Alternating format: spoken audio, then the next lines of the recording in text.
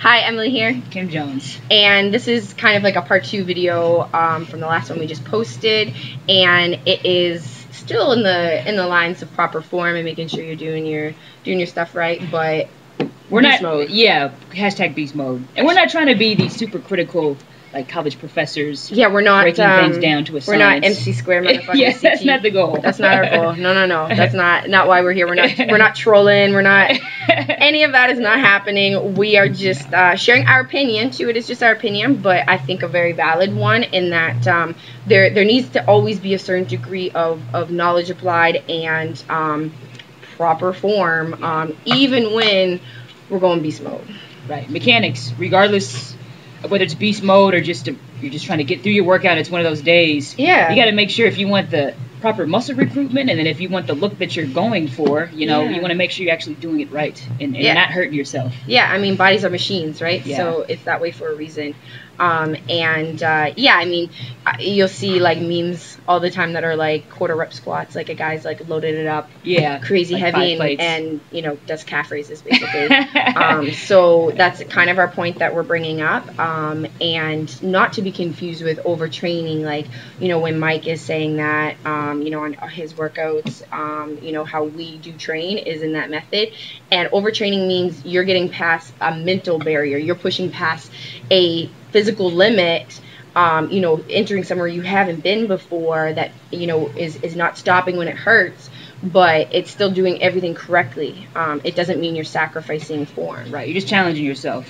Yeah. So if it's 4 sets of 10 and you feel like you do 4 sets of 20 or even 6 sets that day, it's just kind of keeping your body guessing and, like she said, pushing yourself to your limits. Yeah, exactly. Because yeah, even one of my clients asked that I just started with, and she said just that. She's like, "What's your opinion on just like pushing until you can't anymore with really heavy weight, even if it, you know, your form's not really right?"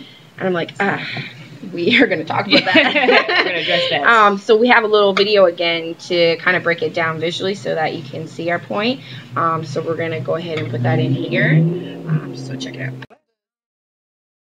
So this is a perfect example of a situation in which, you know, trying to move big weight and wrong form. Big Rob? Yeah, I told her to bring her butt down a little bit and use more of her legs and hamstrings, but she decided to just use all back.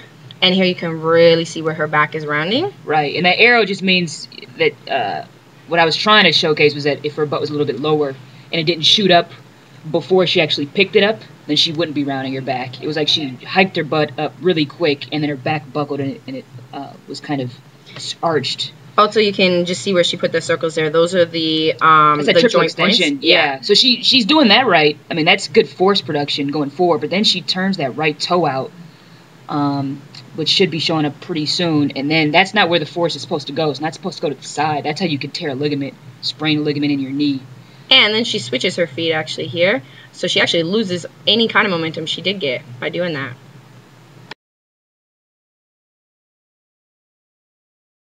Okay, so here we just demonstrated a couple of the points that we just picked up on the last one. So shows how low her butt is. Yeah, starting from a point in which I'm getting really good leverage from my glutes and my hamstrings to bring it up.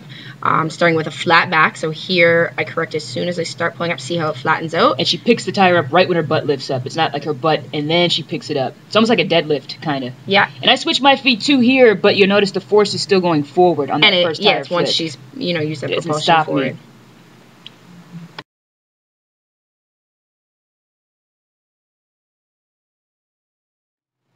Okay, so that was just an example that we wanted to use to highlight our point. Which could have been a total beast mode moment if it was done right. Oh, yeah, kudos for the weight. Yeah. I mean, that was a 600-pound tire. Yeah, which is hard to flip. But, I mean, it's an accomplishment when you're doing it with proper form. Exactly. And you're not going to friggin' like slip a disc or do anything. I mean, I cringe. I just, when I see that. Because when you're fortunate, nothing happens. You know, and sometimes it's just luck. And there's just a certain amount of reps. You do enough reps doing something wrong, something's got to give. So she was lucky that nothing got hurt when she was in that tire flip. And I mean, yeah, this is definitely like a point that did come up, like a question that came up, and we have been getting questions about like feel my knees when I squat, right? You know, in regards to proper form, and the squat specific we will be addressing coming up here with the squat clinic and providing more information for you guys. But it still just all addresses the the topic that we're just trying to bring up here, that keep pushing your mental barrier. You know, break past that, but don't do it while you're breaking your physical. That's not beast mode. No, not at all. So keep shooting your questions our way. Again, check out our squat video that is up. It's a pretty sick leg workout that you should try. And keep shooting emails too. Lady Alpha ix3@gmail.com. And just leave on Instagram or whatever. We're always checking for comments. Tag us. Let us know how your workouts are going. And ladies, let's keep doing this.